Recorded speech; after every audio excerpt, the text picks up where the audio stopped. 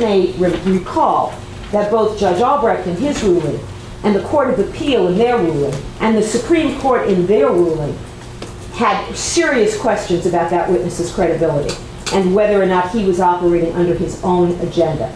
But given the standard of foundational findings for the purpose of determining whether or not there was a waiver under 1024, they found by a preponderance that there were. But that's not the same test here. This is the key witness for the prosecution. This jury has to assess his credibility. I'm not going to argue that they can't consider his evidence because he was acting illegally in disclosing to her. I can't make that argument. It's true the legality has been decided, but they certainly have a right to decide whether they find him an honest and truthful person and whether he had some other motives apart from the legality for telling Ms. Smith. Pardon me. I'm sorry, but do you want to do this in front of Dr. Ozil because he's in the courtroom? Doesn't really matter to me. He will do whatever he wants to do. All right, go ahead. And so my point is that I think the jury has a right to scrutinize his honesty on this issue, even though we will not be making a legal challenge, nor will we be telling the jury you must disregard his evidence because it was illegal what he did. We can't make that argument.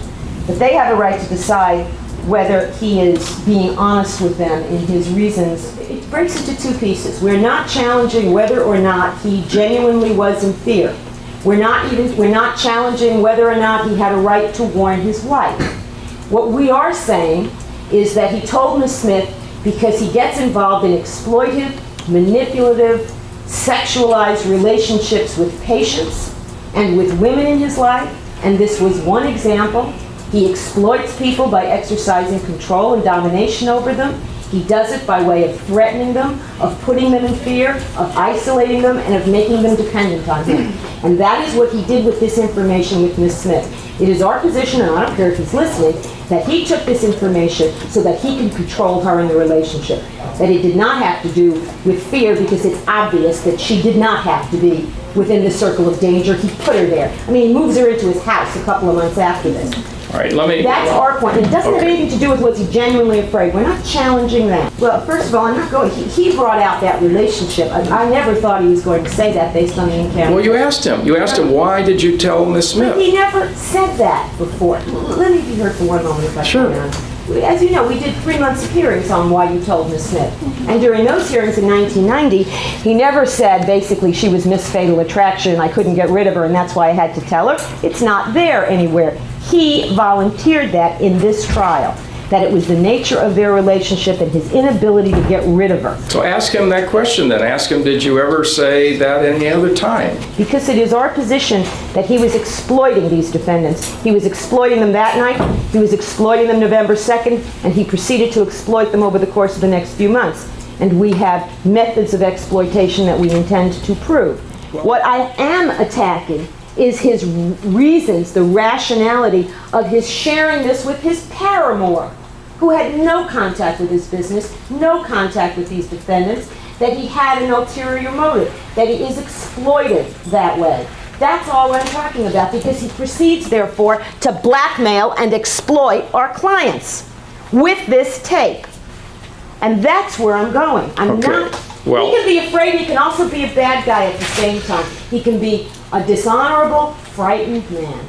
What he said in the notes is, he never said this on October 31st. What the notes say is he said on November 2nd, I have your files and notes, and never mentioned tapes. So who knows what he said? I think you're right. I mean, its main relevance is that he claims he tells her because she's in the tape duplicating business, but she's never duplicated any tapes from him, and she never does. no, the relevance is what he had told the defendants. I guess the answer is no. Is that no? Well, I'm just saying that the relevance is as to what he told the defendants, or says he told the defendants on October 31st. I'll take that as no.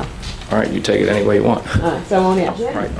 I think Mr. Burt wants to be heard at this point, though, Your Honor, with All the right, court's Mr. permission. Burt, you seem to be Chomping at the anxious bit. to say something. No, not anxious, Your Honor, but I'm speaking. I don't know that the people have made a showing that the rest of the tape is relevant. I mean, you don't just haul information out of any witness's hands unless you can make some kind of showing. Unless you're a defense counsel, and then you try to get as much as you can. Well, Yeah, I'm just being facetious. All right, no, Mr. I Byrd, did know. you wish I to see argue the the matter? look in your eye. I know when you're being facetious, but I'm just trying to work my way through the rules that I don't really know all that well. I leave it to you as to whether he came under the rule or not. Let me just say it's obvious for our purposes, which is the truth-seeking process here, and to put all the information out there in front of the jury, that we want as much information as possible as well. Which is Exhibit 62, Dr. Oziel notes. And Mrs. Bazanich offers to redact or edit the statement to excise future crimes, reference to future crimes. And there's a discussion about that editing. And the court on page 50, or 43 rather, indicates that that portion would be excluded. And the rationale for that is this. Hang on a second.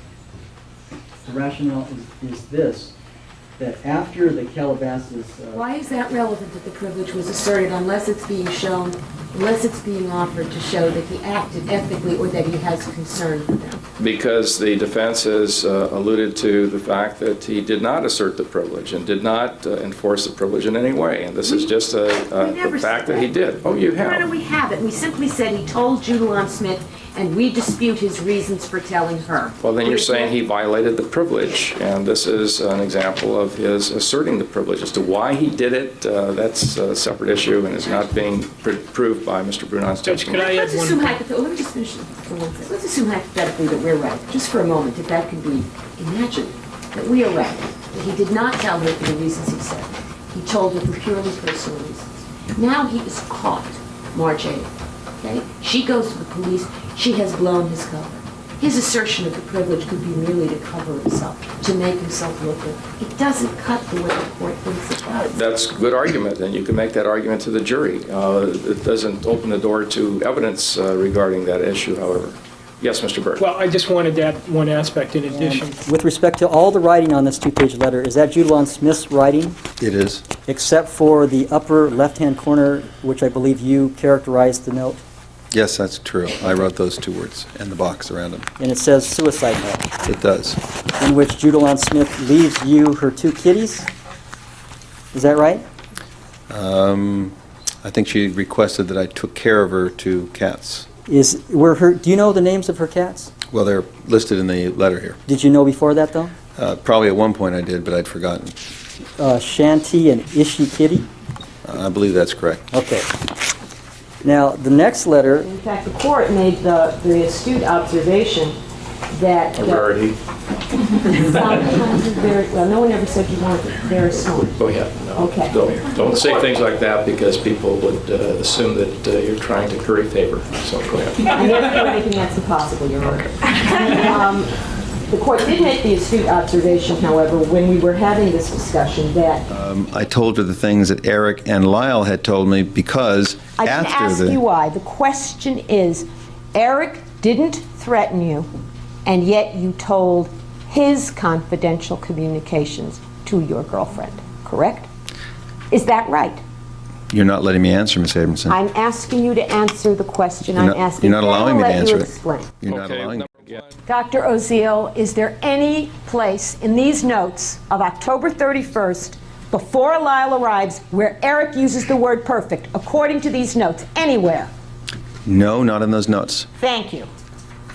But you, in your mind, decided it was perfect, didn't you? Argumentative. Objection sustained. Counsel is arguing with the witness. Did you decide in your own mind that it was a perfect situation and the only weakness would be somebody knowing? I didn't say that before I took the stand. No. Okay, so you said it for the first time on the witness stand. That's just what what I have remembered since this all started. Well, that's what you remembered on the witness stand, is that correct? Objection. No. Argumentative and vague. Okay. I remembered this before. This is the first time I'm saying it. So you didn't tell Mrs. Bazanich, even though you've been here, what, 3 times before? I haven't talked with her since I've been here. You just hug her when you come, you don't talk to her? Objection. Argumentative. Sustained. Nothing further. Thank you. I guess it's fair to say you thought both of these boys were rude to their parents, is that right? Yes. And that's what you came forward to tell these juries, that they were rude to their parents, is that right? Yes. And therefore they couldn't have been abused or molested because they were rude to their parents, Objection. right? Argumentative, Your Honor. Sustained. Do you see that sentence? Yes. And does it appear then that you told Detective Zoller, plural, that both were missing shots, and both were playing tennis. Objection argumentative. Overruled. Do you understand the question? No, I do not. My question is very simple. Are these words here yours, or did Detective Zoller make them up? Objection argumentative. Sustained. Are those your words to Detective Zoller? I don't recall. I mean, this is a while ago. Well, 3 months ago. Yeah. That's hard to remember what happened 3 months ago. Excuse me, that's argumentative, Your Honor. Right, that is argumentative. Objection sustained. Do you find it difficult to remember what happened 3 months ago? Objection argumentative. Overruled. No, I do not. And what vulgar thing did Lyle say?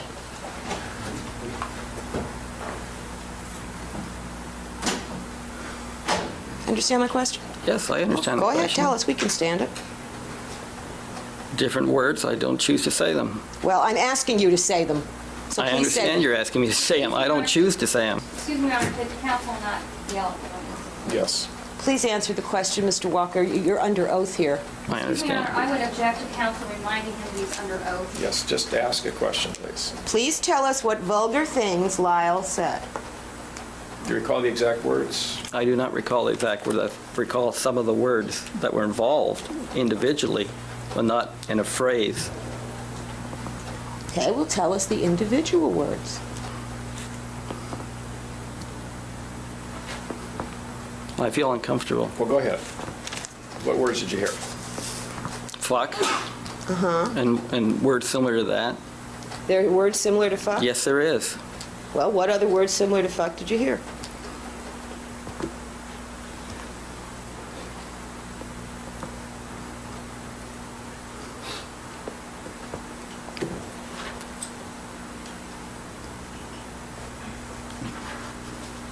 Is that it?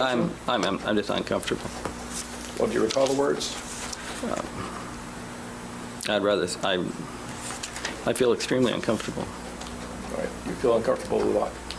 Well, it's repeating some of the words All right. These were words said by who? by both boys. All right. Well, why don't you tell us what those words were?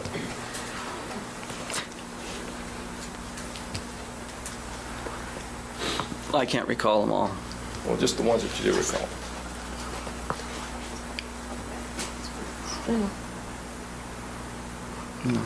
Shit and things like that.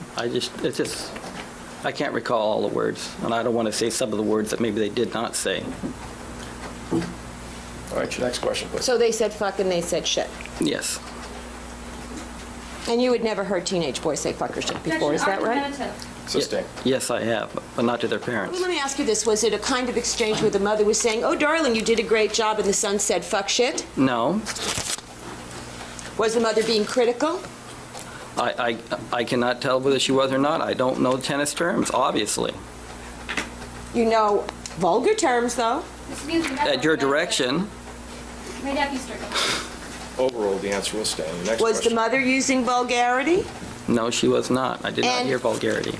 And when the sons, or one of them, said these vulgar words to the mother, what did the father do? Nothing. Didn't say a word. Is that No. right?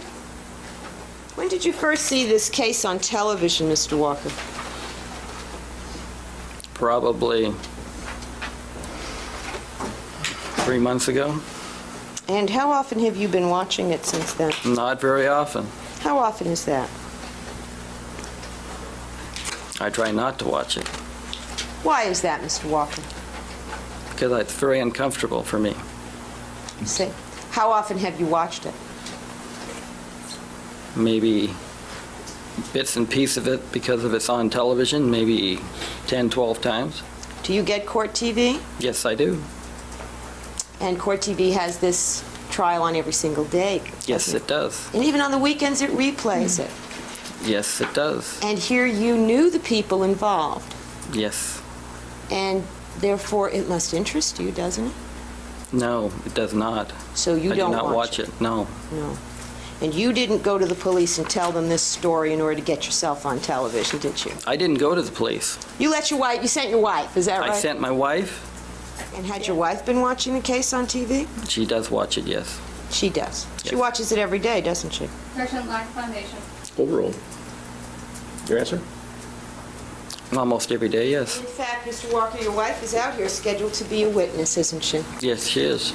But she doesn't have any first-hand knowledge, so in order for her to be a witness, you had to be a witness first, right? Excuse me, that's argumentative. Objection sustained. So you have a great deal of difficulty remembering what you said on September 1st, 1993. Is that fair to say?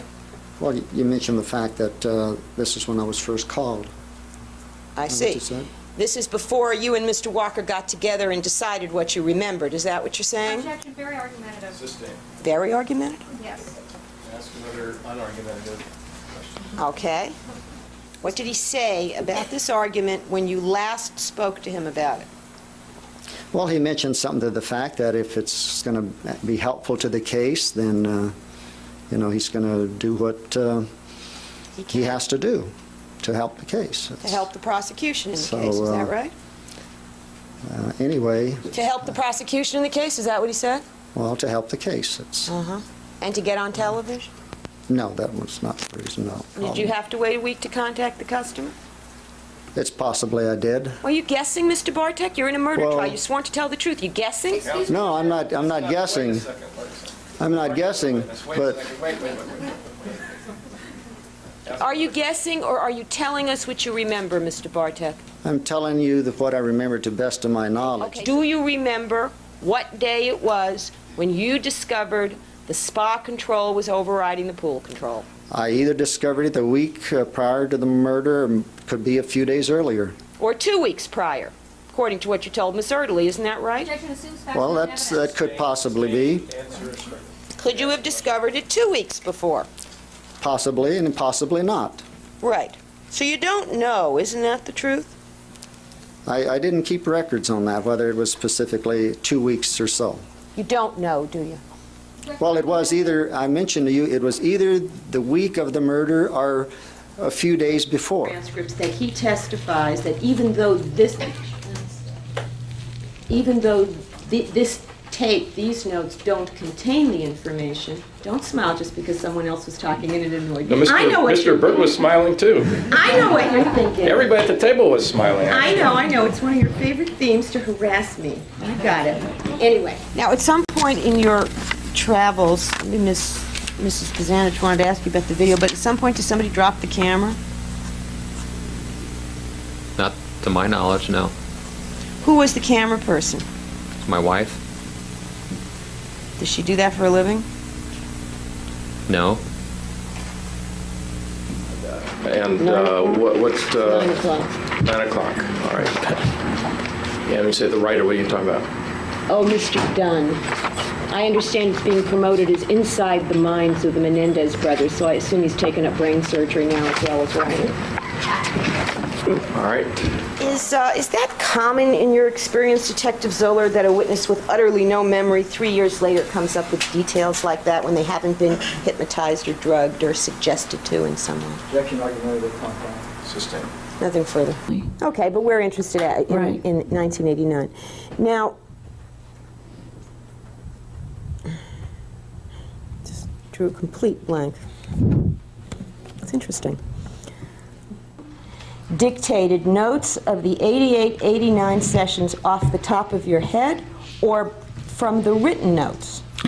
No, I'm saying that I dictated the sessions from my memory of the written notes. I didn't have the notes in front of me at the time that I dictated the notes. Oh, well, where were they? I had destroyed the notes so as not to have any of this information around so that I could dictate them onto tape recordings and then store the tape recordings for the future. You destroyed the notes before you dictated them? That's what I just testified to, yes. I think this is going to get into a privileged area. No, why don't we get into this? You didn't even go to your house October 31st, isn't that true? No, I did not. And you didn't go there November 1st? I don't recall. And you didn't go there November 2nd? I think I said I don't recall. Did you go there November 3rd? Actually, it's not true that I didn't go there November 2nd. Did you go there November 2nd? Yes, I did. When you were in terror and afraid? Absolutely. When did you go there November 2nd? I went there after the session. Or I might have gone there November 1st, actually, or November 2nd. Sure, I did. Didn't you say you were secreting yourself at the home of Judalon Smith after October 31st? That's why you sent your wife and kids away, right? Why did you go back to your home November 1st? For exactly these purposes. To destroy things, is that correct? To make sure that there was no evidence that might be related to I'm going to this. object to that answer, Your Honor. This witness has been trying to do this Counsel, for 3 if you days. want to argue the matter, you can do so outside the hearing of the jury, or you can do so at the end of the trial when counsel have an opportunity to argue the matter to the jury. And he lost playing somebody very good. As I remember it. And I take it your sister was very elated and hugged him and kissed him and told him he did a great job losing. Is that right? I don't recall that. Isn't it true that what preceded Erik telling his father to shut up is that his father told him, "You played like an ass"? Isn't that what happened? Those words? Those recall words, or at least that sentiment. I don't You don't recall know? those words. Do you recall what words of praise José Menendez used when he talked to his son who had lost in front of the world? I don't recall there were any. Oh, nothing. So what was Erik saying shut up to? Silence? He was angry, wasn't he, Mr. Anderson? José Menendez, he was angry that his son hadn't followed his illegal signals from the stands. Your Honor, argumentative. Sustained as to the form of the question. Now, these hand signals that you've testified to, those are illegal. You're not allowed to do that in these tournaments, are you? And that's true, but every parent does it. I see. Well, we've had coaches testify here that Counsel, let's not not every argue parent with a does. witness and just ask a question. Now, you said that Erik during this match appeared to be very frustrated with himself as well as with his father. Yes.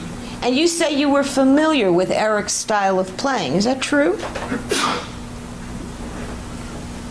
Yes. And were you familiar with the fact that when Erik was angry and upset with himself, he would shout? Yes. And he would shout at himself. Yes. And he was doing some of that during this match as well, wasn't he? Yes. In my opinion, he was quite puffed from the backslapping he was getting from his parents and from his peer players for his performance in Louisville. So he was just so conceited that he was frustrated and angry and shouting. Is that right? Is that how puffed people behave, or is that how disturbed kids behave? Excuse me, Your Honor, I think this is argumentative. Sustained. Do you know what was in Erik's mind that summer, what he was hoping for, what he was looking forward to? Do I know what was in his mind? Did you ever have a private conversation with him that summer during either of these two tournaments? I probably had. You don't remember. No. How old was he that summer?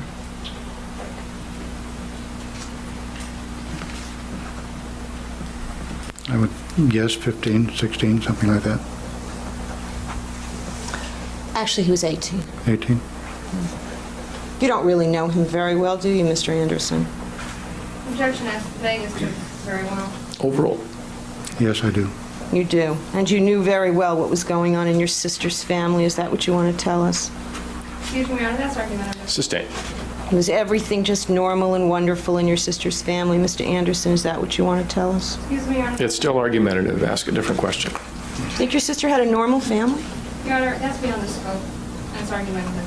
Mr. Anderson, by the time this match was over, did it appear to you as if Erik had had a good time playing that match? Objection calls for speculation. Sustained. Did he seem happy? No. Did he seem upset?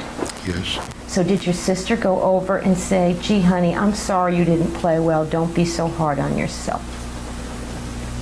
To that effect. Oh, she did. No, she didn't, Mr. Anderson. Counsel, again, are you testifying or asking questions? Ask your next question, please. When did you decide to remember that? Excuse me, Your Honor, that's argumentative. Sustained. Did you ever tell anybody that your sister said these comforting, consoling words to her son? If I was asked. You never asked. Were you asked to describe Erik's words at his father during this match? Objection vague and irrelevant. Overall. Ask the question again, please. Well, let me ask you this. Were you asked to describe this incident in Kalamazoo, where Erik had the temerity to speak back to his father? Excuse me, argumentative, Your Honor. Sustained as to the form of the question. No, I'm asking you, this particular thing that you're now telling us your sister did in Kalamazoo, would you characterize that as affectionate behavior? Yes. Then why, when you were asked by Mrs. Bozanich if you could give an example of your sister's affectionate behavior, did you only mention Louisville when Erik won? Objection, argumentative. Overall.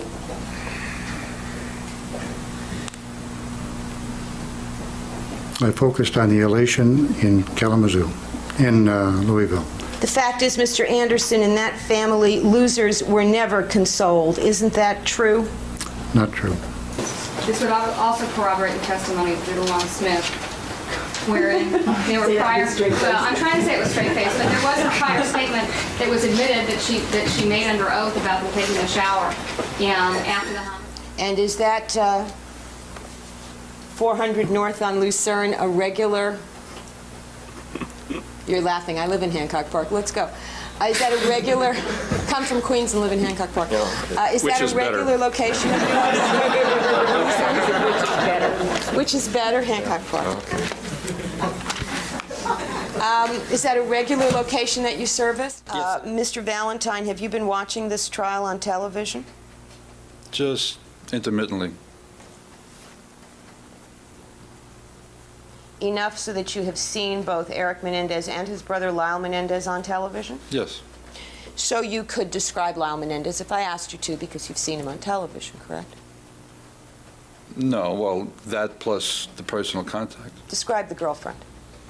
5'5", 5'4", blonde, hair similar to yours, length and style at the time. So similar to mine at the time. I recall more curls. More curls than mine. No, I meant,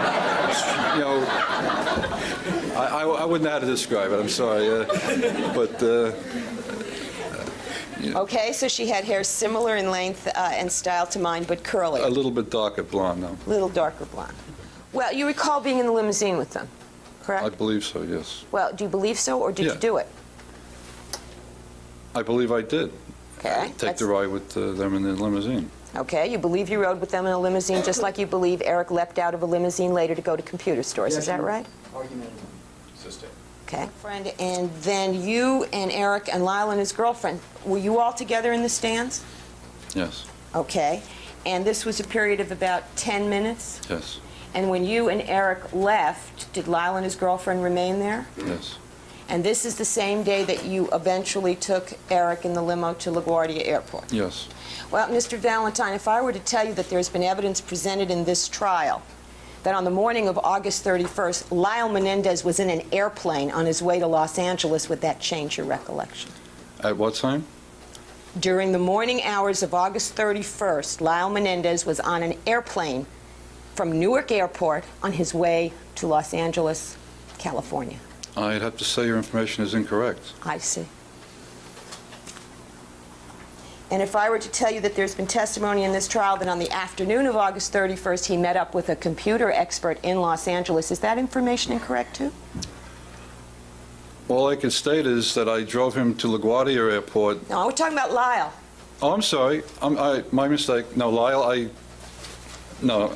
misunderstood you. All right, let's I'm start sorry. over Yeah, again. starting over, yeah. You said you were with Lyle Menendez at the U.S. Open in Flushing Meadow on the morning of August 31st. Yes, I'm sorry. Our Yes, information yes. is that at about 6 o'clock that morning, he was on an airplane in Newark Airport coming to L.A. Okay? So you're wrong. Apparently. Let's ask a question then. All right. Does that change your memory? Assuming that that information is accurate, that she just recited to you. Well, him being on a plane at 6 in the morning is incorrect. So you're sure that Lyle Menendez is at the U.S. Open with Yes. you? Now, what time does the what time do they start playing tennis? I really don't know. 4 in the morning? I don't know. 6 in the morning? I have no idea. 10 in the morning? I have no idea. Mr. Valentine, you were getting paid $30 an hour for every hour you worked that day, correct? Correct. Therefore, it was incumbent upon you, was it not, to keep track of your time? Objection, argumentative. Yes, So where were these computer stores that you say he stopped at, Mr. Valentine? they were on the route in Manhattan, I believe. Oh, they were in Manhattan. Yeah. What street? I don't recall. Well, where are there computer stores in Manhattan? I don't know. Like I said, I don't recall. All right, well, what route did the driver take to get from 52nd Street and 7th Avenue to 59th Street and 1st for the bridge? I don't recall. Well, what route would you take if you were driving it? You know Manhattan, don't you? Irrelevant. Sustained. He would have to take an east-west street, wouldn't he, to get from 7th Avenue, which is on the west side, to 1st Avenue, which is on the east side, correct? You have to go travel east, yes. Yes, and therefore he'd have to go down one of the streets between 52nd and 59th, correct? Yes. And it's your testimony that when traversing this, was it traversing this east-west street in Manhattan, that on 2 occasions Erik Menendez made the limo driver stop so he could leap out and go into a computer store? Yeah, I believe so. And where did the limo driver park? At the curb, At the I curb. believe. I mean, He found parking. he doesn't get out of the car. He can double park at the Well, curb. did he I just double don't park, recall. or did- I don't recall. You don't recall because this never happened, Mr. Valentine. Overall, answer? Pardon me? Do you understand the question? No, that's not correct. It did happen. It did happen, just like you went to the U.S. Open that morning. Just like Yes. that happened. Yes? Yes. Okay. Let me show you some records now, Mr. Valentine. It doesn't say anything about going to the U.S. Open. No, it doesn't. Wait, let her finish the question before you answer. Okay, I'm sorry. It doesn't say anything about you going to the U.S. Open No. this morning, correct? No, it doesn't. That's the part that's inaccurate, is that right? Yes. Okay. Well, do you understand, Mr. Valentine, that the coach and his wife are going to testify here? Yes, I'll take your word for it. Why don't you take my word for the fact that they're going to testify that they did not go to the U.S. Open with you the morning of the 31st? Okay? Now, would that change your recollection? Objection. Give me a short time. Well, it is argumentative, so without I can the rephrase nature the of question. all right.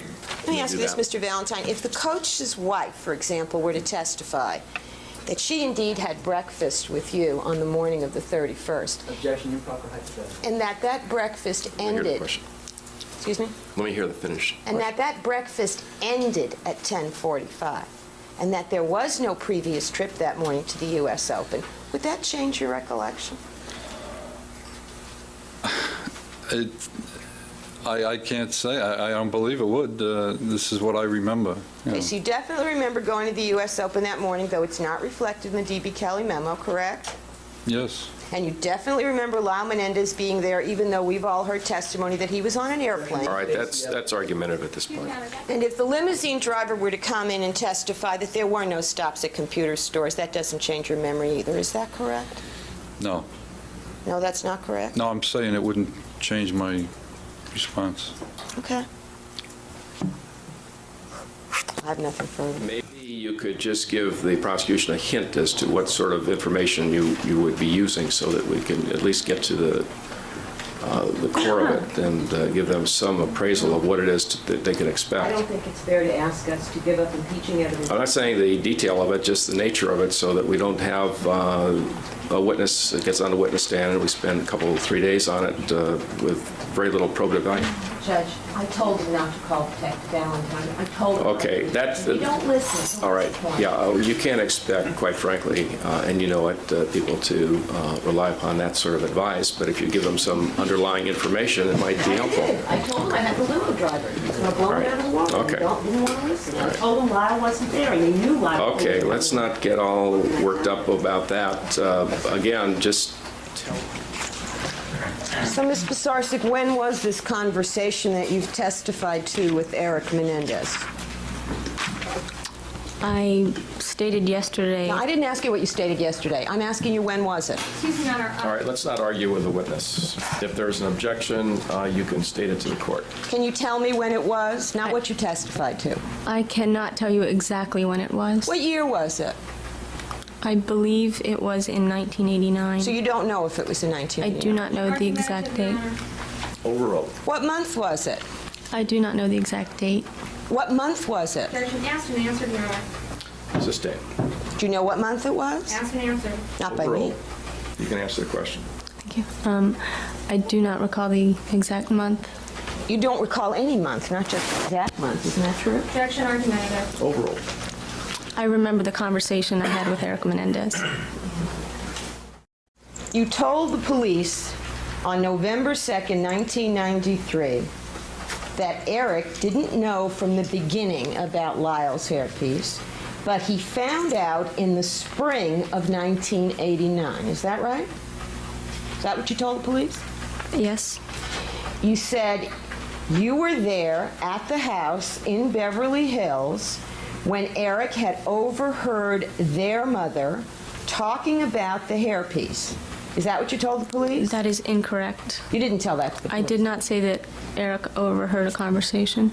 You didn't say to Detective Zoller that Erik overheard their mother talking about the hairpiece. No, I did not. Okay. So if it's here, it's wrong. Objection, argumentative, calls for conclusion. Sustained. And this is the report. You understand, I'm reading from the same report that Ms. Lansing gave you yesterday to correct. Yes, I had several minutes to skim over it I see. yesterday. Now, how did you know that Erik didn't know about the hairpiece? Didn't know what about the hairpiece? Didn't know about it. That's what you told the police, that in the beginning he didn't know. How did you know that? Because during our conversation, he expressed at that time that up until that point, he, did not know. And then so he was surprised. So you didn't know he didn't know until he told you he didn't know. Is that what you're saying? Could you restate that? You didn't know that Erik didn't know about it until he told you he didn't know. Is that what you're saying? I would imagine, I assumed that he did not know. Objection, move to strike as vague speculation. Sustained. The answer is true. Now, this hairpiece was obtained the first time in 1987, Yes. and you testified it was obtained in the spring of 1987? It could have been. No, I didn't ask you if it could have been. Is that what you testified? I do not remember the exact date.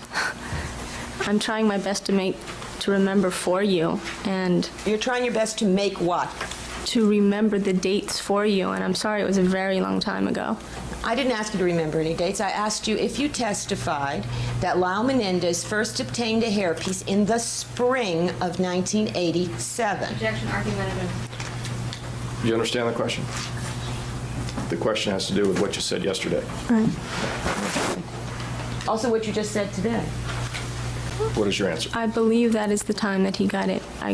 It could have been the summer, but I believed, as I remember it, to be the spring. Do you believe right now, Ms. Pisarcik, that I'm in possession of records that show it couldn't have been in the spring? Is that why you're backing off your answer? Objection, argumentative, Your Honor. Assumes factual notice. Sustained. Well, when was it that he first obtained a hairpiece? I asked an answer. Overall.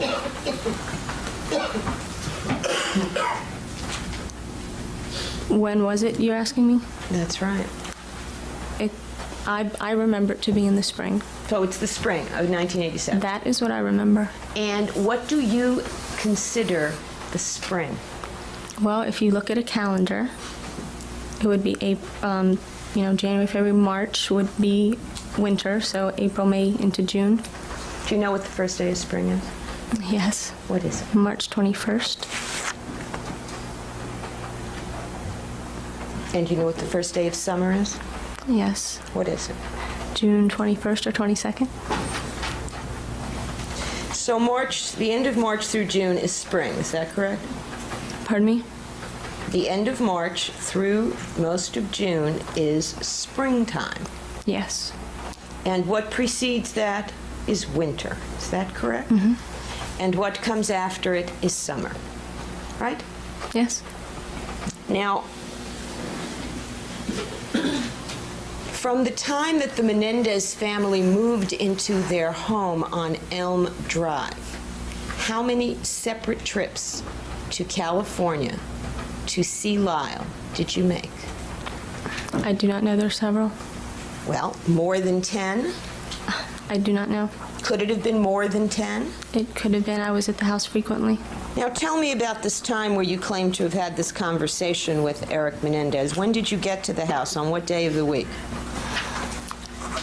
It was a long time ago. I do not remember the exact dates. Well, you don't even remember the month, is that right? Is that right?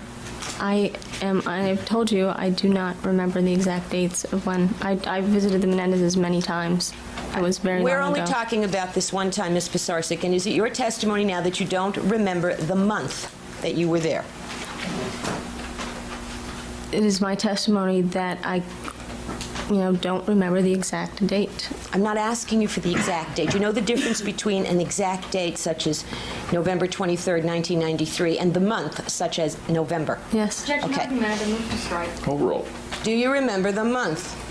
I remember approximately the time I was out there. Okay, let's try that. What's your approximate time now? Well, when I stated yesterday, it could have been in the spring, it could have been, I don't know, January, February, March, April. May, June, July, August? No, it was not that late. So it could have been anywhere from January through April. Is that what you're saying? It could have been. Well, haven't we already demonstrated that it couldn't have been March or April, the spring? Yes, Your we have. argument of your own calls for conclusion. Sustain the answer, stricken. Are you satisfied that it couldn't have been the spring now? Same objection, Your Honor. Overruled. I don't know. So tell me what you were doing on the day that you say you had this conversation with Erik Menendez. What were you doing? I was talking to Erik. Before, the whole day? No, I don't remember. Did you wake up talking to Erik? No, I did not. Did you go to sleep talking to Erik? There's an argument about Overruled. No, Then what'd you do the rest of the day? I don't recall. It was a long time ago. Okay, you don't have to tell us it was a long time ago each time. We can count. Why don't you just tell me? Move to strike counsel's comments. All right, the answer, or the remark is stricken. Just ask another question, please. Why don't you tell me what you did at other times on that same day? I don't remember. What were you doing in Erik's room that day? I was not in Erik's room. Where were you? I was in the doorway. And what were you doing in the doorway to I Erik's room? stopped by to say hi. I was in the house and stopped by to say hi. Why were you in the house? I was visiting. Well, when you visited, did you always stay inside the house? Well, I had to sleep somewhere. You didn't sleep inside the house. You slept in the guest house. Isn't that true? True. You slept in the guest house with Lyle. Correct. So you weren't in the house because you were sleeping. Is that correct? Well, I was invited into the Menendez home. Did someone invite you into the house just before you had this conversation with Erik? I don't understand the question. We're talking about at that time that you claim you do remember when you're standing in the doorway of Erik's room. Correct. My question is, what are you doing inside the house at that point? Why are you inside the main house?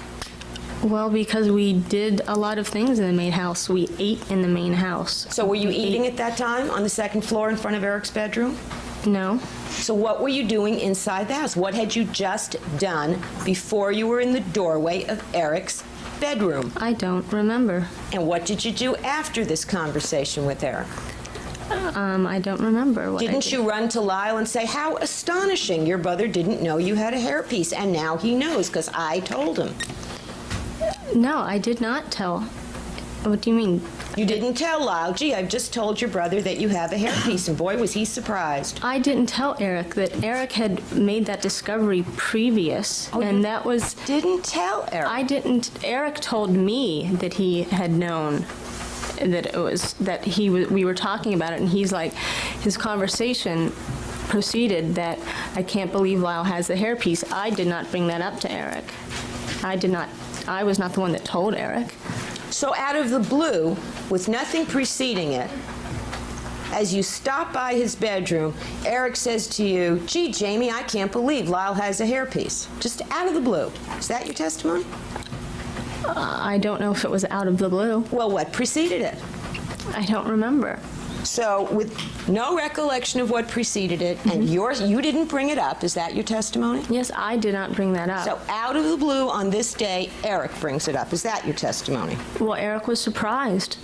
You know, he's, as I said, he was surprised that his brother had had a hairpiece. Well, how do you know he was surprised? He told me he was surprised. So what did he say to you? I have said... No, I didn't ask you what you've previously said. I'm asking you now. We have your testimony from yesterday. Right. What are you now saying? I'm saying Tell me everything you can remember about this conversation, okay? Yes. Go ahead. What did you say? What did he say? What sticks in my mind? Do you not remember what he said? Excuse me, Your Honor, wait, just answer the question, please. Yes, why don't you answer the question? Thank you. What sticks in my mind is the surprise on Eric's face when he said, I can't believe that all this time Lyle's had a hairpiece, because that is probably why his hair has always looked so perfect all this time. That is what I remember. So you, without you saying anything to him, Erik simply says to you in great surprise, I can't believe, with nothing preceding it. Is that what you're saying? Your Honor, objection as to the answer argumentative. Sustained. There's no one else has had a conversation with him that you have heard or you have seen or that you know about. Is that correct? I don't know. But you don't know about any other conversation preceding the one that you're talking about. Is that your testimony? Well, Vague. Overall. from that conversation, it was obviously... I'm not asking for your speculation. I'm asking, do you know of any conversation that preceded the one that you're talking about? Not that I remember. Do you know who Noel Nedley is? Noel Nedley? Yes. Yes. And who is he? I believe he was a friend of Eric's. He was Eric's roommate at the Marina City Club, correct? And at that time you were Lyle's roommate at the Marina City Club? Yes. And you lived next door to each other? Correct.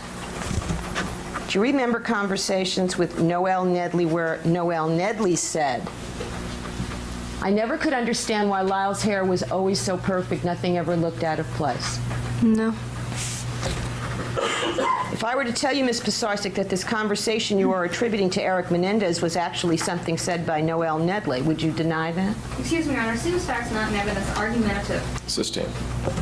Isn't it true that Noel Nedley made this remark that you are now attributing to Erik Menendez? No. And isn't it true that Noel Nedley made this remark after you were all living at the Marina City Club long after the homicides? No.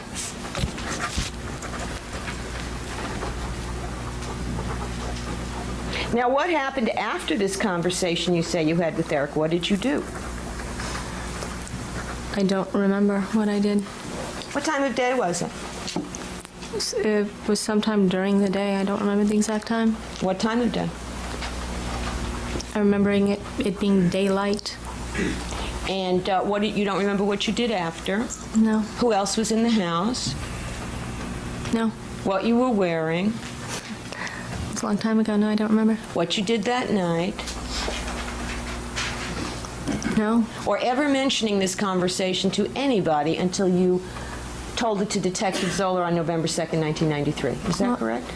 It was a private thing for Lyle. It was none of my business to continue talking about it. So you never mentioned it to anybody until you told Detective Zoller on November 2nd, 1993? When I was asked about it, yes. But when it comes to this conversation with Erik, the only thing you can remember is that it happened and nothing else about it. Is that your testimony? Objection argumentative, Your Honor. Sustained to the following question. So your testimony that you remember nothing about this conversation, not who was around, not what else you did, not when it occurred, but that it happened. I remember very distinctly That having it the happened. conversation with Erik. But you don't remember the words, do you? Just the general impression. Isn't that what you... Argumentative, Your Honor. You know what, Your Honor, it would be nice if I could finish the question, and I'm sure counsel will object. you do that then? Thank you very much. So your testimony that you just remember the gist of the conversation, you don't remember the exact words. Objection argumentative. Overall. I remember what Erik said. Do you remember the exact words or just the meaning that you took from them? No, I remember what Erik said. I remember that conversation. I stated the words that he spoke to me. We'll say them again. Objection as to the answer. Sustained. And your response was? I remember being surprised, but I don't remember the exact words I spoke to Erik. Do you remember any of the words you spoke to Erik? Not specifically, I do not. The answer is no? Yes. I have nothing further on. Are we going to have Mr. Curiano's wife testify to the contents of this movie? No, let's just hear just your brief Let's go response. through that. Just your brief Number response. one, Dr. Uziel, who you would think would be the source of the most information about this, obviously has not confirmed this theory since he did not testify to it. And the people are trying to use that for the most prejudicial of possible reasons to show that Erik is a killer, like the people in the Billionaires Boys Club. The fact that he knows or made reference to Brian S. Lamina, the youngest son of one of the victims, is no more significant than the fact that Detective Zoller was the investigating officer on the Billionaires Boys Club. So what? One would assume, if one's going to make speculative assumptions, that if Erik knew the S. Lamina son, he would have known about this without the need of any movie to inspire or serve as a catalyst. It is a more specious theory even than the screenplay theory, to base a jury's determinations on a fictional account. The people have no evidence whatsoever that Erik Menendez saw the Billionaires Boys Club Skate-8 rerun on July 30th or July 31st. Well, they have. Well, there's 3 one weeks other before the small film. problem, however, and that has to do with the court being given truthful information from the prosecution. They not only cannot prove that my client was in Los Angeles where this movie was accessible to him, but they know very well he was not. The entire family was not in Los Angeles on July 30th and July 31st, and they have interviewed the people who were babysitting their house and know they were not there. You know, I don't think there's anything in Dr. Oziel's statement that says they were in the room in which they killed their parents watching this movie. It just says that Erik was watching the movie and that he called Lyle into the room with him. It doesn't say. This is the first I've heard that they weren't in town They on were the dates not. that this thing was played. Where were they? Do you know? Counsel seems Oh, to know I'm where not, they are. you make your offer, counsel. It's your evidence. Where were they? Goldberg was the attorney for the estate, Your Honor, attorney for the executors. Your Honor, if I might. And if I might finish. I mean, it's no different, for example, than the fact that Detective Zoller gets to sit at the counsel table every day, closest to the jury, and is also a witness, and they see him here all the time. It's different. There is a different aspect to that. Am I to infer from that that they are trying to offer the shower statement now against Erik Menendez? Perhaps Mr. Kuriyama will argue they're taking the shower together. Well, number That's one, quite this plausible. is a statement attributed to the defendant, Lyle Menendez. In that instruction, I want to come to terms with the homosexuality issue for the 10th time. Since the people were prohibited from putting in any evidence on that issue, and therefore we were, obviously, did not have an opportunity to refute evidence on that issue, I think it would be improper and arguing outside of the scope of the evidence for Mr. Kuriyama to suggest that such a thing is true or that it was in any way a motive for the shooting, as I understand Mrs. Bozanich indeed did in her arguments today. Did the people intend to do that? I intend to argue based on the evidence that's been presented, based on the testimony of Erik Menendez himself, and I think a reasonable inference is that he had homosexual relations, and I intend to argue that. Well, Your Honor, it's very interesting that the people intend to argue what the court would not allow them to prove and what we could not defend. Well, wait, I didn't stop you from defending anything. You objected to the introduction of it, so it was never introduced. But then if they're going to get up and argue it anyway, This is the first I've heard of it, that they intended to argue it, so obviously you've given it more thought than I have. well, I just heard about it, that it was done. So, and knowing Mr. Kuriyama's homophobia, I was sure that he would, it would once again bubble to the surface of the brew in his head. That's not true, Your Honor. I resent those comments. Yeah, well, I resent your trying to do this as well, Mr. Kuriyama, All so right, we're equal in the resentment category. The bickering back and forth again for these many months doesn't produce much value here, so let's get to the heart of it. Your objection is what? My objection is that it's outside the scope of the evidence to argue that my client was a homosexual or that his sexual orientation was in any way a motive for this crime. I understand the argument, the construction that Mrs. Bozanich put on it was that it was to keep that deep and dark secret that the parents were killed. I mean, we are talking speculation on a very high level here, rather on a very low level here. And the people's response? Again, Your Honor, the basis and evidence for the argument. I intend to argue that as Erik Menendez testified, that he felt that he had a problem with his sexuality, that his mother, who he had testified himself, had listened to his phone conversations for about a year, going back to the fall of 1988 until the time that he murdered her. He listened to his phone conversations, confronted him, asked him whether or not he was gay, asked him to get a girlfriend. He testified that he had questions about whether or not he was gay.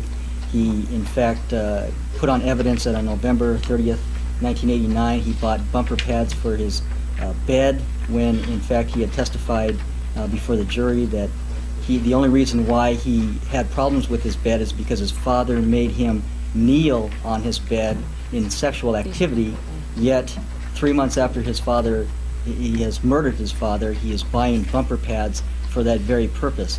Those are just some of the things that I can point to. His father disinherited him, or threatened to disinherit him, and his father had also stated that he was going to disown this defendant. In the 1211 tape, the defendant refers to relationships he had with other people, as he wished he could have told his mother about. There are various pieces of evidence that I intend to point out. And his father, according to him, called him, said he was gay. No, he called him faggot, which is different. Okay, well, why do you have to get so emotional about it? Well, just calm down, because your arguments really are more persuasive if you can be rational about it rather than just yelling and screaming. It offends me that a molested child is being blamed this way for the perversion of his molester, number one. Number two, it prohibits me from proving what Mr. Kuriyama knows, that the person who shared that bed with the bumpers was a beautiful young woman named Noelle Terlesky. And if this indeed was ever even a cognizable issue in this trial, I would have been more than happy to put Erik Menendez's beautiful girlfriends on the witness stand to explain his sexuality. But it was such a red herring with respect to a provable issue that had any relevance to this case from the very beginning. It was simply a matter of Mr. Kuriyama wanting to prejudice the jury against my client. That, obviously, I did not try to disprove what the court consistently prohibited him from trying to prove.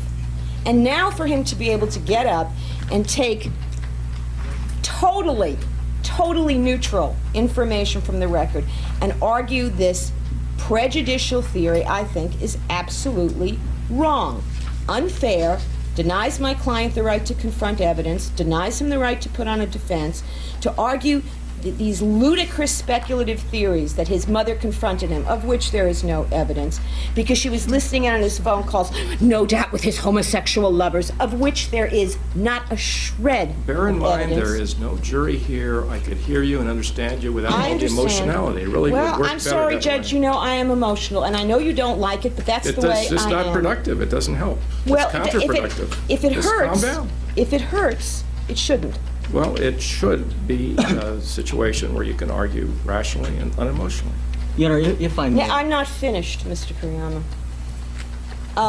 The notion that to string together this nonsense and argue that justifies arguing that somehow Erik was homosexual and this was a motive for the homicides, deprives my client of this right to answer any evidence validly before the jury and to put on a defense.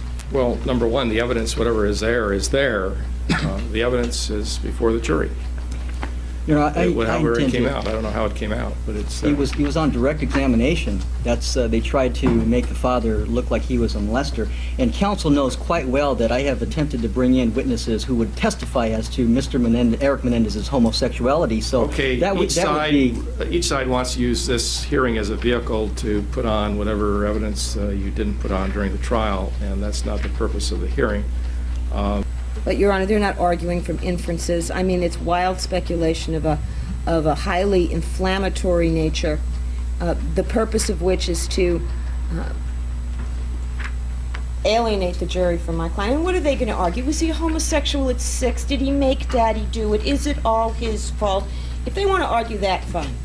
But I think it's a different kind of argument. I think it's an argument that he is solely designed to inflame the jury against Erik Menendez on the notion that is the creation of Mr. Kuriyama's mind more than anything else, that Erik Menendez was homosexual, and that this was the deep, dark secret of this family, that and in order to keep this secret, he killed his parents and then proceeded to go off to Tahoe and meet his girlfriend, who proceeded to live with him for the next 6 months. And if indeed, I mean, that is the notion of arguing within the scope of the evidence, I suppose then I am free to argue all about his girlfriends, you know, on the thinnest of possible evidence in this case. You know, as I indicated, I intend to only argue on the evidence that has been presented. Counsel knows that these men that came forward are not figments of my imagination, and I resent... Well, I object to the statement that excuse me, came it's forward. my As a pleasure. pedophile. Counsel, let one side finish. You asked to be permitted to finish, and you were given that opportunity, and I'll let the other side. And I resent counsel trying to mislead here and claim that the prosecution is homophobic. That is not true. This defendant testified as to his sexuality himself. He injected that into this case. So it's something that we certainly would not have raised, except for the defendant having raised that. So as I indicated, Your Honor, I don't intend to argue anything except that which has been presented in evidence in this case. All right, and as far as any other issues that counsel want to deal with relating to argument, either side? Yes, are we all free now to discuss Mrs. Bozanich's father's abuse? What are you talking about? I understand Mrs. Bozanich argued today her life history. What does that have to do with your case? Well, I don't even know what it had to do with their case. Well, but let's focus on your case then and not worry about what happened with the other jury. Well, I would just like to know if we're permitted, therefore, to tell whatever stories we know about other abused people, because I have a stack of mail, 300 letters high, that I'd be more than happy to read to the jury and tell them abuse stories. No, that is not permissible to go into all sorts of extraneous matters that are not evident. It is making its way down the council table. And we're all beginning, with the exception of Mr. Burt, we're all beginning to feel quite sick. And what we would like to do is have this witness, the only other witness today, before we all just collapse in a little deep. With the court's permission, I know Mrs. Bozanich is... You have my permission to collapse in a little heap. If that's what you were asking, yes. Okay, but I'd say we are all feeling sort of sick and nauseous. Yes. And you envisioned yourself taking that shotgun and using it to defend yourself against Erik and Lyle at your home, correct? If they were coming to kill me, yes. Okay. And you envisioned yourself, therefore, killing your patients potentially if necessary, correct? If they were about to kill me. And you decided in working out this chain of events in your mind that that was preferable to calling the police. Is that correct? No, that's not correct. Aware of the fact that at the time that the Beverly Hills Police Department completed their crime scene analysis, they did not take any family photographs with them. Rona, I'm going to object to the form of the question as it assumes objects, not an evidence. There's no evidence that there were photographs. Overall. Are you aware of the fact that Erik Menendez told his cousin Andy during 3 separate conversations about what was going on with his father? At least that's what he says. Are you aware of that? I'm going to object to the editorial remarks. Are you aware that allegedly Erik Menendez... I'm going to object to that form of the question as also argumentative. Overall. Redirect examination. Thank you, Your Honor.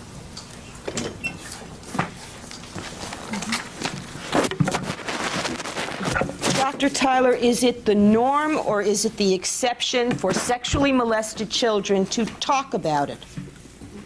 It is the exception. And in this particular case, it is your understanding, is it not, that Erik was sexually molested between the age of 6 and the age of 18? That is correct. And do you find any evidence that he went around blabbing about it? I did not. Now, with respect to the allusions that he made to his cousin Andy, was it your understanding that those allusions were made some 7 years after the molestation began? That is correct. Do you recall Erik's testimony that all he wanted from Andy was some understanding of whether what was going on was normal? Yes. Was he seeking Andy to turn his father in? No. Now, with respect to his brother Lyle, is it your understanding that he told his brother for the first time at a time of crisis in August of 1989? Yes. And based on your examination of the entire record, was that revelation to his brother the first time he ever sought help from the outside in coping with his father's molestation? Yes. Objection, leading, assumes facts not in evidence. Sustained, the answer is stricken. Mrs. Bozanich asked you, did he lie to the police? And you said yes. What were you thinking about? I remember he lied about going to see Batman. Was there anything else that you were thinking of that you considered in that report a lie? No. Did the police, in that interview, to the best of your knowledge, ever ask him if he killed his parents? No. Did they ever ask him if he owned a shotgun? No. Did they ask him if he picked up shotgun shells? No. Did they ask him if he had blood on his clothes or even changed his clothes? No. Did they ask him if he washed his hands? No. Did they ask him if there was anything in his car? No. Mrs. Bozanich asked you if there were other cases of psychological maltreatment where the parents did even worse things to the children. Are you familiar with such other cases? Yes. Are you familiar with really extreme cases of physical torture and physical abuse? Yes, I am. Are you familiar with cases of starvation of children? Yes. Are you familiar with cases where children are chained to beds and locked in rooms? Yes. Did Erik Menendez tell you that any of those extreme things happened to him? No, he did not. You were asked about exaggeration. Were the incidents that he was relating to you overblown? Did they sound exaggerated? No, they Call didn't. for a conclusion, move to strike. Sustained, the answer is stricken. Mrs. Bozanich raised the name of 3 people who she could point to as claiming to have been close to Erik Menendez between the ages of 0 and 18. Is that a lot of close personal contact for a Objection, kid? argumentative. Overall. No, it is not. And what is it? What would 3 people that either think they're close to you or you think you're close to over the age of 0 to 18 mean? I think that corroborates the fact that this child didn't have a lot of outside friends, and the ones that he had didn't know a lot about him. Now, if you were to, do you understand that when Erik was in California and on the tennis teams, he had a lot of kids that he hung around with? Yes.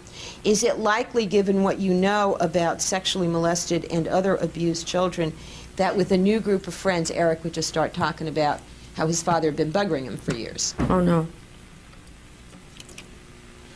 All right, well, the general rule is that at 18, it's the age of majority. It's the age that we draft young men and send them to die for their country, correct? I'm going to object. The form of the question is argumentative.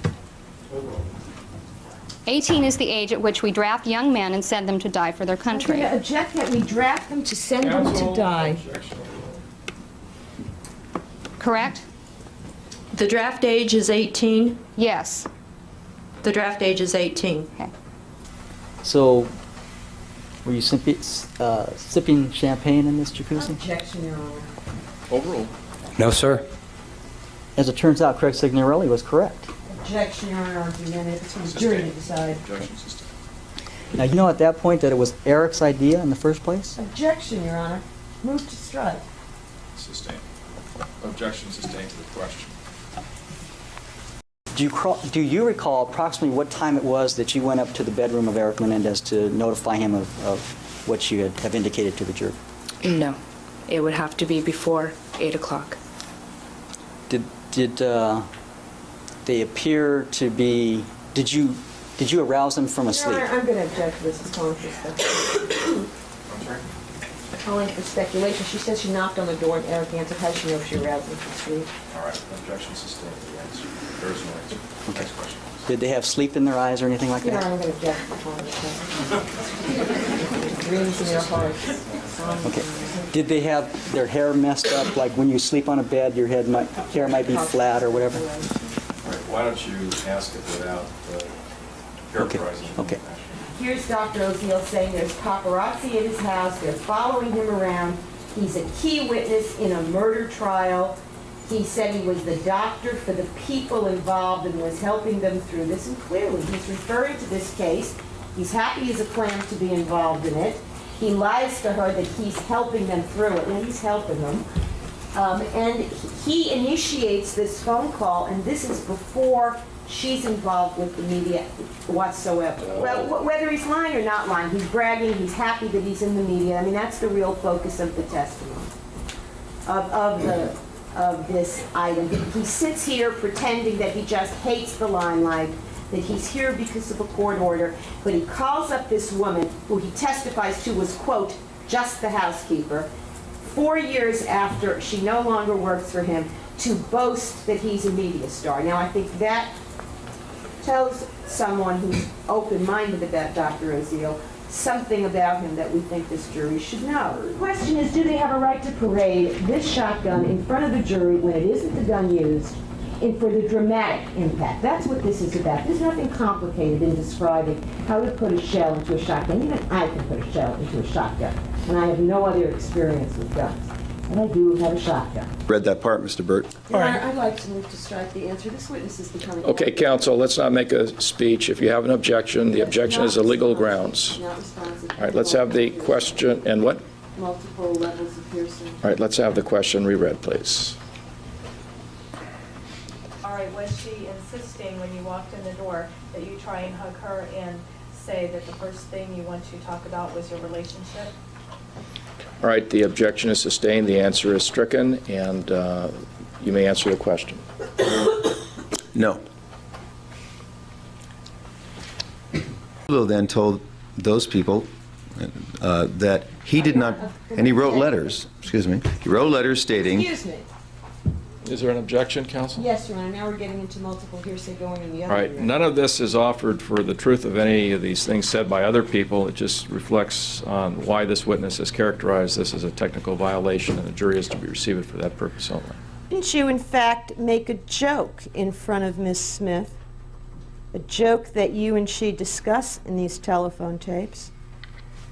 Didn't you, in fact, say in front of her that you were going to get Erik and Lyle to murder Richard Klein? I have no recollection of that, and it also may involve privilege, so I have to claim the privilege with respect to that. We clarify relative of whom? You spoke to their grandmother. That's correct. She didn't threaten you, did she?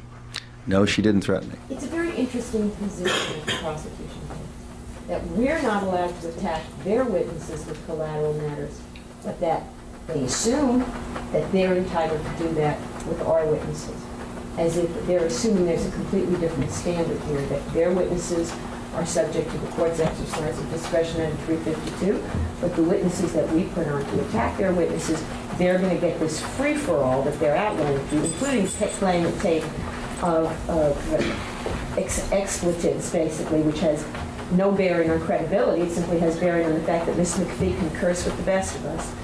And when he mentioned that he knew Mr. Kuriyama, did he say it, proudly or? No, he's a nice guy. He doesn't speak ill of anybody. Well, that's what I said. He was saying it as a complimentary thing, I think. Just in passing that he knew him. Okay.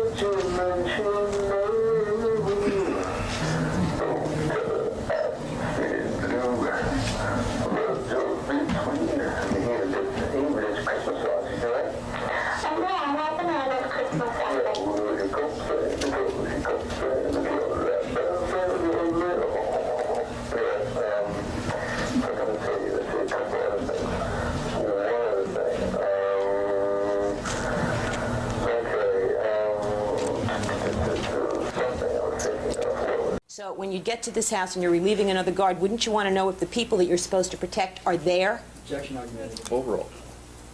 Erik, for example. Yes, they did advise me Erik was in the house. Possibly October, I don't remember.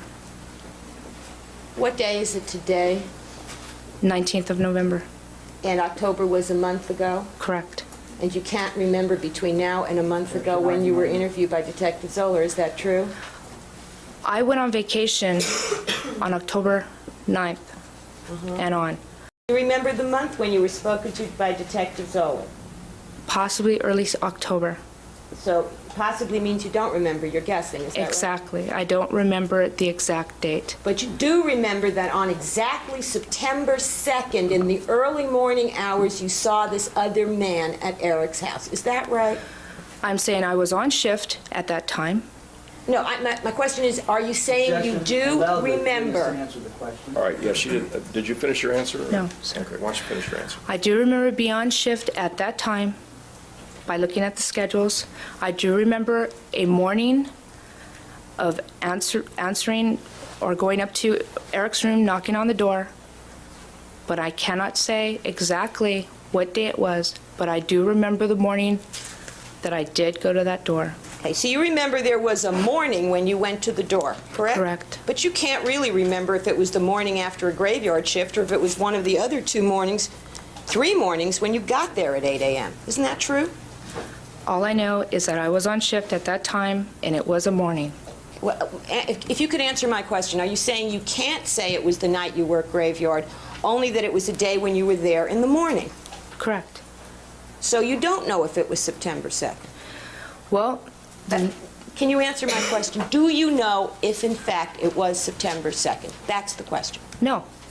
And, in fact, when you spoke to Detective Zoller, which was, by the way, on September 7th, 1993, you told him you didn't remember what day it was that you saw a male friend at the house. Isn't that right?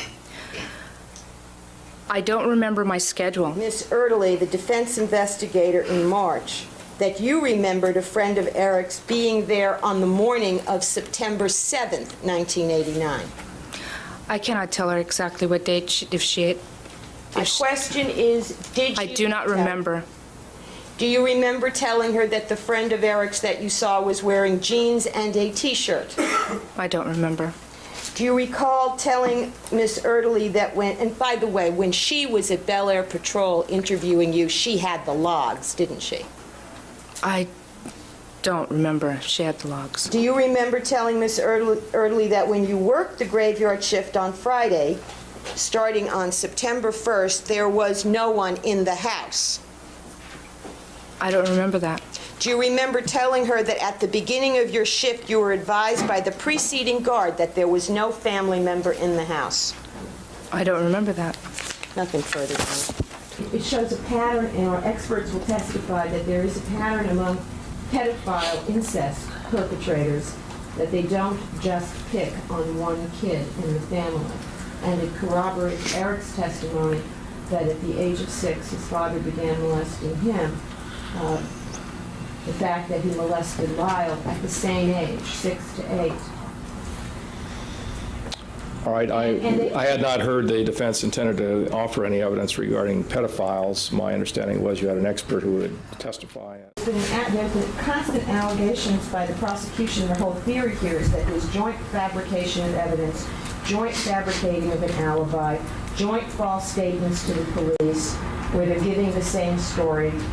They have locked them together in joint lying, and therefore, if there's individual truth-telling, that should also be admissible before both juries. Your Honor, I'm willing to live with, if my client doesn't testify, they can strike this testimony vis-a-vis my jury and admonish them to disregard it for the limited purpose for which it's coming in to begin with. But I swear and promise, Scout's honor, my client's going to testify. Well, I think this whole issue is being blown out of all proportion, that somehow there's some linkage between molestation, if there was one, and the killings that occurred in this case, that there's somehow, if the defense proves there is a molestation or has been a molestation, that somehow that establishes a defense in the case. That doesn't prove anything. Doesn't prove anything as far as a legal defense. Well, it certainly proves that when our clients testify that it was the threat to expose this molestation that brought about the death threats from their parents, that maybe they'll be believed. I'm not talking about that aspect of it. I'm talking about whether or not, in fact, there was a molestation. That doesn't constitute a legal defense. Well, we don't say that it does, Your Honor, that the mere fact that there was molestation constitutes a legal defense. We have never said that. We have never said that because you're abused, you're justified in killing your abuser. We didn't argue that, and we never will.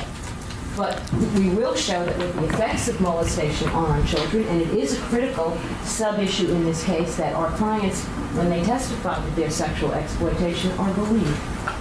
When Erik was 10 and Lyle was 13, Lyle, because of his own experience of having been molested by the father, came to understand that Erik was being molested based on what he heard and what he saw in the room next door. And at that point, Lyle went to his father and had a confrontation with him, seeking to dissuade him from further molestation of Erik. And Erik received a very severe beating as a result, because Mr. Menendez thought that Erik had told Lyle, which Erik had not done. Therefore, the fact that Lyle was molested, which is what informed his knowledge that Erik was being molested, is relevant in front of Erik's jury as well.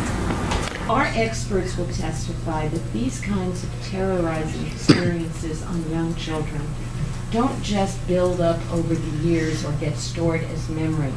That children faced with, later in life, even as adolescents, even as young adults, when they're faced with a situation where the person who has terrorized them appears to be threatening, they re-experience these earliest traumatic events.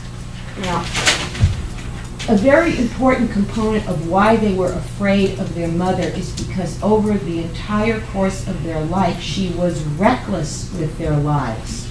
She put their lives on the line.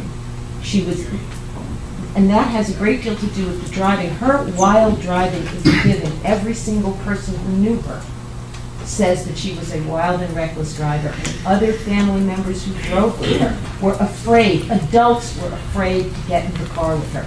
These children drove with her every single day, and it was a constant source of terror. It created in them a fear of their mother and a terror of her behavior, because she did not take care of them in these situations. And it is a very important part of the evaluation of all of our experts. Now, they're the ones who understand this field, and they have no doubt that this aspect of her endangering her children was a serious component in why they were capable of believing that she would kill them in the long run. She was not a soft, sweet, protective, cooing mommy. She was scary, and this was part of her scariness. And this is an eyewitness to those. When it comes to her everyday reckless driving, there aren't eyewitnesses beyond the defendants, whose credibility, no doubt, will be attacked in every possible way by the prosecutors. Precisely what we say is happening in this case. He made these tapes for extortionist purposes and threatened our clients with them. Now, I can't track it any closer than that, Judge.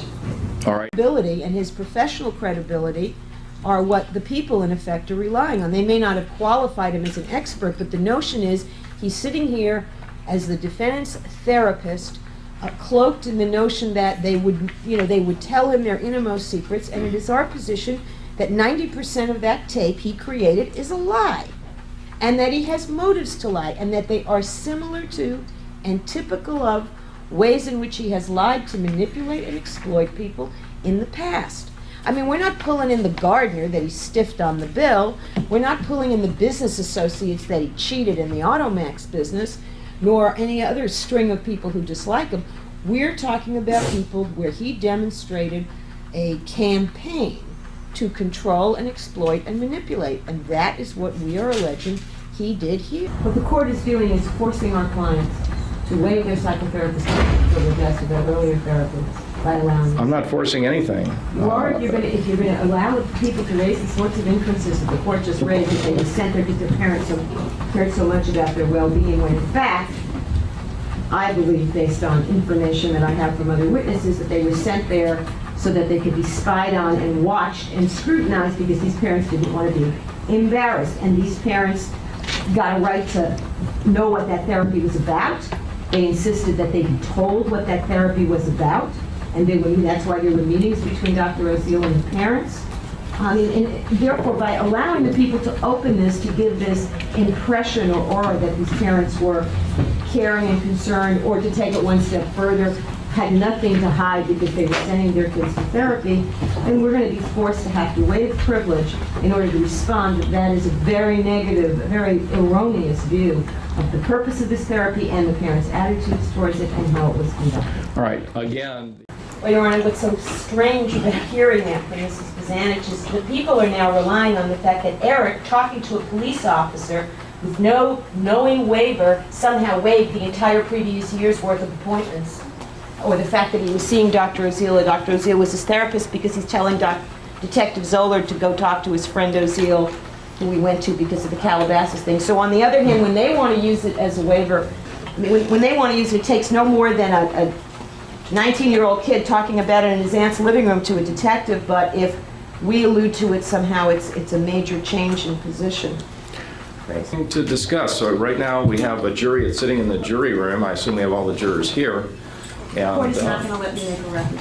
A record for what? Is this a scheduling record? Do you have No, some not a scheduling appellate rights on scheduling? I You have a have a hearing? discovery record. This is the first we've heard. I've never seen that many hearings. I have no idea what portion they propose to play. How can I respond to a 402? I've never seen it. All right, then between now and the time it's heard, you can see it. Well, I suppose if the people want to give me a copy and I can get to a VCR and I have an hour and a half between now and the time we do the 402, I can do that. But I think it's incredible that they first bring this up now. Right. Theory of the people and the theory of Dr. Oziel was that this movie, whatever it was, disinhibited Erik Menendez so that he was now inspired. This is the light bulb going off, supposedly. He is now inspired, having gained this information about this killing by this BBC member and his cohorts of his father. This plants the seed of inspiration in Erik Menendez's head. Now, if Erik Menendez already knew Brian S. Lamina, then this makes no sense. Because if he knew Brian S. Lamina, a child of the family of the slain father from the BBC, then clearly it didn't take a movie to tell him about this. Well, you're playing. Here is an incident where Lyle has bought a camcorder. Erik has left it on an airplane and is going back to pick it up. And Kitty goes off on Erik. I can't believe you've done this. I'm not sure what that is, whether it's left it on the plane or bought it. You kids have got to learn. I'm not sure what they're supposed to learn. You kids have got to stop spending money. Well, Erik didn't even spend the money. So if it's anything, it's an example of how Mrs. Menendez blames Erik for things that aren't his fault. But for that purpose, we're not seeking to introduce it. The point is there's no showing that this ragging about a $900 camcorder that she then chooses to keep, rather than send back, and to use herself, has any relation to motivation for this homicide. And there's nothing in these materials that say the parents said to the boys, I'm cutting off your Princeton $25,000 a year tuition, I'm cutting off the purchase of the $100,000 and some odd condominium. And just to throw in the balance, Your Honor, we are in a position to prove how much money Mrs. Menendez spent during this period from the purchase of the house in October '88 until their death, when she is telling her brother she is desperately poor. I mean, we have every single item of furniture that she bought, including a $40,000 dining room table. So the problem is that this evidence isn't even reliable. Maybe she's lying to her brother. Your Honor, may I just respond? B says, this section does not make admissible evidence of a statement of memory or belief to prove the fact remembered. Also offered to show the state of mind of the defendant. How does it show the state of mind of the defendant? He didn't buy this thing. This is ludicrous. All right, the state of mind would be only reflective of what was said to the defendant and whether or not that had any impact on the defendant's state of mind. That would be just Erik Menendez. Lyle Menendez is not present. So Lyle Menendez, who buys this thing, it doesn't get admitted as to him. It gets admitted as to Erik Menendez, who had nothing to do with it, on the notion that it somehow influences his state of mind when no one's ever proved he ever bought it. Judge, this doesn't seem fair. What are you arguing about? I'm arguing that it shouldn't come in as Erik Menendez. What? That evidence is not in the record in this case with respect to Erik Menendez, and I think we're entitled to put it in because the people are making the claims that this defendant was not suffering from the effects of child abuse, that this homicide was a decision that he made based on hatred or greed, and I think we're entitled to show that his personality structure at the time of the crimes was not such that would lead him to kill based on hatred or greed. Well, now you're... Well, all I can tell the court is that I view this, based on my experience in trying cases, as a crucial witness. I've indicated all along I always intended to call him. I consider it crucial what his initial assessments and impressions of my client was when my client was in an extreme state of mental distress. There's been other evidence in this case presented, both by the prosecution and by the defense, concerning my client's mental state after the crimes, whether he was motivated by greed or was feeling genuine remorse. There was permitted a statement by Dr. Oziel that the word sociopath was used.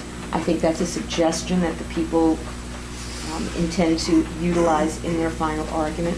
So I think that the fact that when in jail, Erik Menendez was hallucinating, was almost schizophrenic, was on the brink of a nervous breakdown based on the accumulation of both what had happened to him earlier in his life and what he had done and his feelings about it, given the evidence in this case, is crucial. Well, those are all... And even more important, frankly, even more important is the fact that Dr. Vickery is the first person with whom Erik Menendez discussed what had happened to him. His manner in discussing it, his demeanor, as has been testified to by all the experts who were called, the manner in which this information is first disclosed is vital for an expert to weigh its credibility. Saying he hoped he stopped crying, and there's been testimony that Erik was a child who cried frequently, and here's José Menendez even commenting on it. And the other significant thing about it is that he doesn't have to spell his son's name. He misspells Erik's name, and we think that's important to show a certain lack of fine-tuned parenting here. When you're at a memorial service for your sister, then to ask to get property of hers, it just doesn't seem to be... It just seems that she was more concerned with gaining property than grieving. Well, did she ever say she was grieving at the memorial service? I don't recall specifically that she was, but she certainly portrayed herself as a grieving sister here on the witness stand in 1993. So mean-spirited. Then we're in a position, I'm supposed to prove how incredibly poor Joan Vandermolen has been most of her life, and how she wanted to have things that had belonged to her sister because she cared about her sister. And then we can put on all the family members to talk. But this doesn't seem, in other words, to have any bearing on anything relevant if... And moreover, Brian Anderson's already testified he went through the family things and took what he wanted. That doesn't have anything to do with not caring or not loving. Mr. Anderson took photographs. He didn't take exercise. Well, He took the piano, okay, let's for not heaven's sake. You wanna really get into argue it? about... The fact that she was raised in a household with violence is not contested. I mean, even though you have only seen the testimony, or the proposed testimony of one sister, there are other witnesses who verified that, but we weren't trying to do a big mini-trial of that issue. But the crucial thing here is the credibility of the defendants and the credibility of the defense witnesses, and the likelihood that if she were raised in such an environment, if she admits she's married into such an environment, that corroborates what the defendants are saying, that she tolerated this abuse and participated in it. I don't see how this leads to a huge trial because we're not going to try to prove all the acts of abuse that occurred to her or occurred in her home, but only the general. We all model on our parents to some extent. And the point here is there were certain messages that came from her household that you can see in her behavior she clearly accepted and patterned her life after. Okay? One of those messages was that abuse is normative because it happened to her. Another message is that divorce is totally destructive of a woman because her mother, and there is no dispute about this, was completely destroyed by the divorce of that family. The other message is that mothers who are completely taken up in their own problems are emotionally unavailable to their children, and that's okay, because that's what happened in that family. And the fourth message was what the world thinks of you is the single most important thing in your life, which was her mother's message, her family's message, and her message. And so in that sense, we're trying to show that what has been perceived about her is supported by what she had to model on. And that's what we are all like that. We are all either the direct reflection of our parents or their willful opposites. And so it does tend in reason to support that she is and has these views that we have put into evidence. And I think the problem is that simply the state of understanding of the effects of trauma has outstripped 1016 and other, and case authority and ARIS as well. But here's the ultimate point. There are cases in California, Pena is the one that always comes to mind, but there are a series of self-defense cases. And the operating emotional state in every self-defense case is fear. And certainly in every imperfect self-defense case, the operational aspect is fear that overcomes malice. Now, there are numerous other cases where there has been a pre-existing relationship between the defendant and the victim. And as a consequence, where the victim, for example, has previously assaulted or threatened to harm the defendant, the court has always recognized that a defendant in that situation, because of their special knowledge, if you will, about the victim, can anticipate an assault early, and that the reasonableness of their behavior or the good faith of it should be measured from the perspective of their pre-existing relationship with the victim, and that their right to act sooner than might be objectively or factually imminent to someone who had no such pre-existing knowledge and no such relationship has been reaffirmed over and over by the courts. Now, what we have done in this case is no different than that. All we have tried to show is through a history of behaviors that these defendants had a particularized special knowledge of their parents' threateningness or fear-inducingness. And it is no different than Mr. Pena in the bar of the Mexican Village restaurant when his tormentor, if you will, came in, who had been spreading rumors in the community that he was going to get him, who was telling people to let Pena know that he was carrying a gun to shoot him with. And when the victim came in the bar, before he ever pulled out his gun, based on his special knowledge and his previous knowledge, simply because of the way he was walking towards the defendant, the court ruled that in that case, Pena may have had a right to act sooner, and the reasonableness of his behavior and the good faith of his behavior had to be based on this pre-existing knowledge. Now, we have done no more than that except base it on what we now understand goes on between abused persons and the people they abused. But that is not a mental or emotional condition. It is a normal condition. And I think what we've tried to Well, there's number one, there's no inconsistency with a mental condition also being a normal condition. Much of your discussion so far relates to objective versus subjective reasonableness, and it's an issue that we will deal with in discussions of jury instructions. But really what has occurred here is over a long period of the trial, the defense has put on evidence that is unique only to the defendants, to the point where their mental state was unique only to them. And their mental state or condition is what has been presented to the triers of fact, and the experts have so testified about their condition, about their fear, about all the things relating to them as individuals. And you have basically postulated a situation here that relates only to the defendants and their mental condition and no one else. I don't believe that's what we've done at all. Obviously, the specific facts of their life relate only to them and no one else, but the condition, if you want to use that expression, that it left them in is anything but unique to them. I think everyone who has testified as an expert witness in this case, going even back to Dr. Briere, who testified to open the defense, talk about the fact that all people in these circumstances develop this hypervigilance and special knowledge. People who are frightened stay frightened. That is not special to these defendants at all. And people who have been previously threatened by someone have greater reason to fear. That's not special to them at all. If anything, we've tried to show that the way they reacted under these circumstances are the way that anybody with anything like a similar background or even a dissimilar trauma background would react. So we have not been trying to show that they are unique. Certainly the facts of their existence are somewhat unique. I suppose every one of our lives is somewhat unique. But what we've been trying to show is patterns.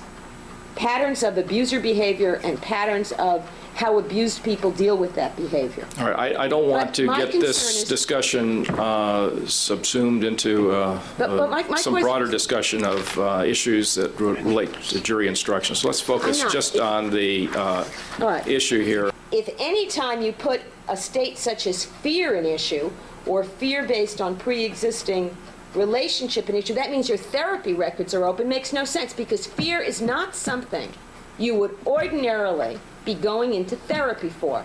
And particularly in this case, we know that these defendants were not sent to a therapist because of any perception that they suffered from Okay, you're going way beyond our discussion here. You really are. You've had testimony from your own experts that the defendants would require therapy to work through all the abuse that they took. They may have, but these parents okay, so you just deal for that purpose. That doesn't matter.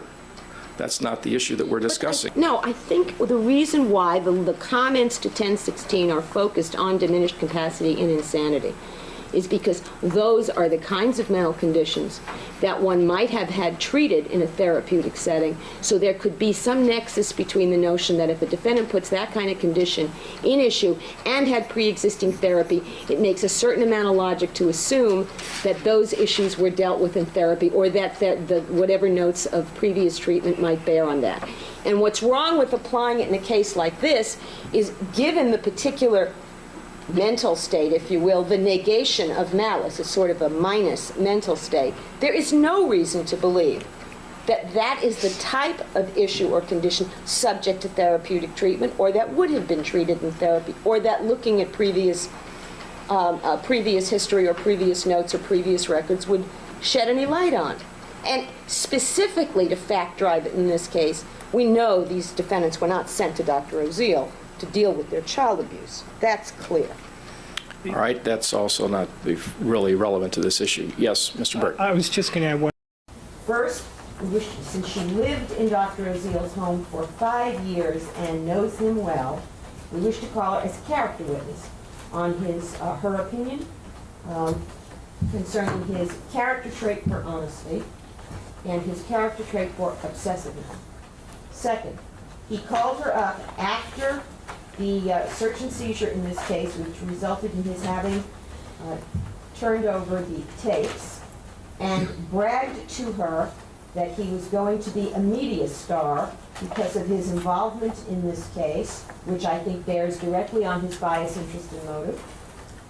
Third, during the time that she lived in his home, he routinely breached confidentiality with respect to his patients, not when they threatened him, but as a routine matter, revealing their names and the nature of their problems and the nature of his treatment for them. 4, he surreptitiously made a tape recording of a phone call that she made to him, a tape recording that I believe is now in the possession of the prosecution, which we have yet to hear. But he made a tape recording of her, and then he threatened her in writing with using that tape against her unless she paid him money or made restitution, as he threatened, or called him. I think it was all, her choice was to either pay back what he claimed she took, which I understood eventually was 2 empty suitcases, or call him up. But the point was that he threatened to use the tape to bring criminal charges against her and to support his civil claims. Now, those are 4 specific areas that we believe, based on Dr. Oziel's testimony and the evidence in this case, are specifically relevant to this case. The 5th area, however, is the general area of Dr. Oziel's character, and under the Wheeler case, we should be allowed to show his other traits of lack of ethics, his trait of dual relationships with patients. Although she started out as the babysitter, she wound up as both his patient and his mistress. And to point out his violent acts.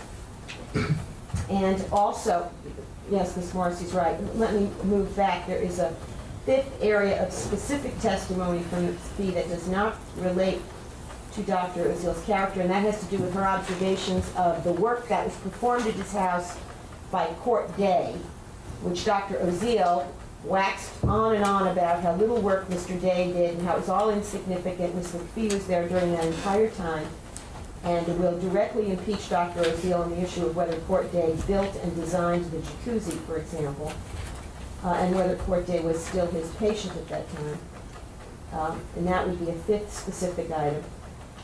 And then under the rubric of Wheeler, his violent acts towards Ms. McPhee. Mrs. Heffernan, are you on good relations with Erik Menendez? I hope so. And what do you think of him? Objection irrelevant. Sustained as to the form of the question. You were called as a witness for the prosecution here. You understand that? Yes. Are you happy about that? I didn't want to testify at all. Opinion, a rational model to talk about an abused child simply deciding one morning that he's had enough of it and he hates his parents, and I think I'll off him. Objection, improper opinion. Sustained.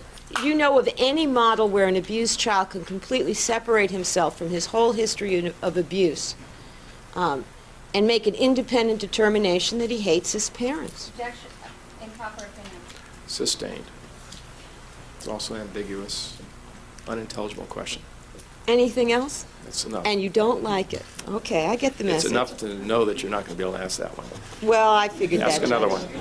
Because they couldn't find the authority for a position, and they certainly could have asked for a ruling, and I suspect the court would have granted their request, but they chose to proceed without experts. And if Mr. Kuriyama gets up there and starts talking about we asked the court for a ruling, I would object, because I think that's improper argument. The fact of the matter is, based on the authority they cited, had they asked for a ruling, had the court granted it, they could have sent somebody in there to interview him for 50 hours. I think their problem is they didn't have an expert that could help them. And that's why they didn't use it and didn't pursue it. The inaccuracy Now, is we that... know their experts sat in this Okay, let's courtroom. not argue about things beyond this limited issue that's before this court. So when you testified under oath here that it was Mr. Menendez's closet, were you lying? I was in error. You made a mistake, is that correct? That's correct. And you're an experienced police investigator, is that right? Yes. And this was your case from the moment you were called to the scene, is that right? Mine along with Detective Linehan, that's correct.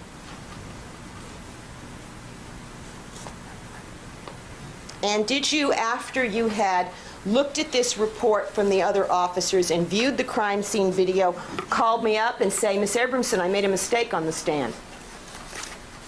No, you brought it to my attention. Several days later. Correct.